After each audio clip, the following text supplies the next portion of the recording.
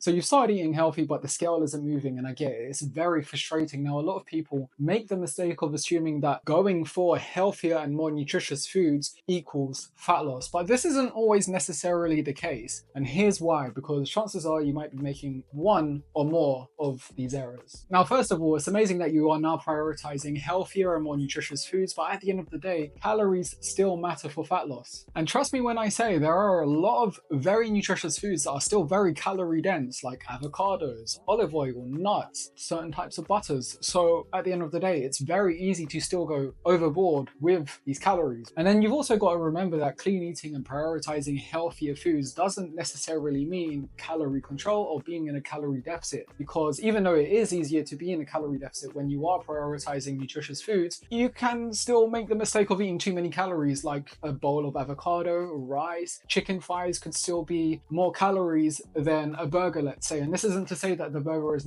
more nutritious or that it's the more healthier option. What I am saying is that calories are going to be the ultimate dictator when it comes to losing body fat. And then you've also got to remember liquid calories as well. There's juices and there's smoothies, which can be quite calorie dense depending on the ingredients that you're adding. And then there's lattes and coffees as well, which, you know, at face value, great if you're having just a black coffee or a coffee with a little bit of milk. But I've seen people say they have just a coffee, and then when you like dig deeper into what they're actually having in their coffee, it's like a 400, 500 calorie bomb where they're, you know, adding all these different types of sugars and syrups, and by the end of it, it's borderline having a cheesecake in there. So you have to really be aware of these liquid calories and, you know, stick to water, 0-calorie drinks, diet sodas, because it's going to be a much better option when it comes to fat loss. You might be at this point of the video now and thinking, Leo, I hear you, I'm not doing any of those things though, and I'm not losing body fat, I've been eating nutritious this whole time, what on earth could it be? Well, it could actually even be the fact that you are snacking quite a bit more than you realize, you know, a handful of peanuts here, extra peanut butter there, finishing off your child's meal on that side. So, you know, these things can really add up throughout the day. And again, if you're not having awareness around these situations, which once in a while makes no difference, but if you keep constantly doing it throughout the days, weeks, months, it adds up a lot. So if you think or suspect, or you know what, even if you don't think this is you, start tracking your calories, because it can bring a lot more awareness as to how many calories you're actually having. And even with all of that said,